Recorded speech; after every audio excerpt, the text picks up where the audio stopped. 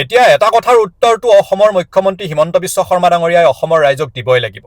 জুবিন দা কোনোবা দুৰ্ধৰ্ষ অপৰাধী আছিলে নেকি? যদি অপৰাধী নাছিলে তেনেহলে আৰক্ষী ব্যৱহাৰ কৰি মাৰ্চেল বৰুৱাক ফোন কিয় কৰোৱা হ'ল?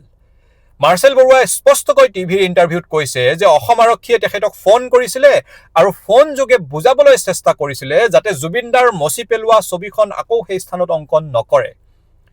এতিয়া সকলোৱে জানে যে অসম আৰক্ষী গৃহ বিভাগৰ অন্তৰ্গত আৰু গৃহ বিভাগটো মুখ্যমন্ত্ৰী হিমন্ত বিশ্ব শৰ্মা ডাঙৰীয়াৰ হাতত আছে। আৰু য'ত অপৰাধৰ কথা আহে, য'ত অপৰাধীৰ কথা আহে, তাতহে আৰক্ষী ব্যৱহাৰ কৰা হয়।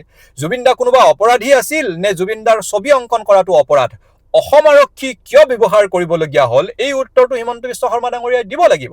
আৰু যিহেতু জুবিন দা কোনো এলাপেচা বা ঘটিৰাম বাতিৰাম মানুহ নহয়, অসমীয়া মানুহৰ প্ৰাণৰ শিল্পী আৰু প্ৰতিগৰাকী অসমীয়াৰ হৃদয়ত অনাদি অনন্ত কাললৈকে ৰজাৰ স্থান লাভ কৰা সেই জুবিন দাৰ এই ঘটনাটোত অসম আৰক্ষী ব্যৱহাৰ কৰি মাৰ্চেল বৰুৱাক বুজনি দিবলগীয়া কিয় হ'ল ছবি অংকন নকৰিবলৈ, এই উত্তৰটো হিমন্ত বিশ্ব শৰ্মা ডাঙৰীয়াই দিব লাগিব।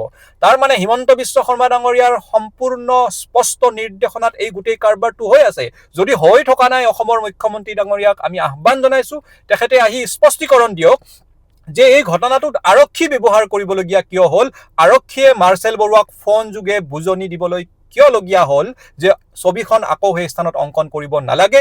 এই সমগ্ৰ ঘটনাৰ স্পষ্টীকৰণ আমি অসমৰ মাননীয় মুখ্যমন্ত্ৰী হিমন্ত বিশ্ব শৰ্মা ডাঙৰীয়াৰ পৰা বিচাৰিছো। ধন্যবাদ। জয় অসম, জয় জুবিন দা।